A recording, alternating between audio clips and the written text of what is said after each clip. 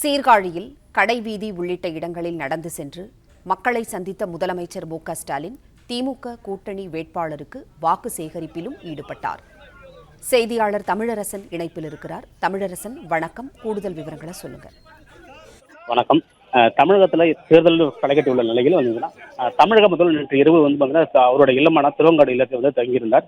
இன்று காலை நடைபயிற்சி மேற்கொண்டதாக சீர்காழி கடைவீதியில் நடைபயிற்சி மேற்கொண்டு வந்துட்டு இருக்கார்.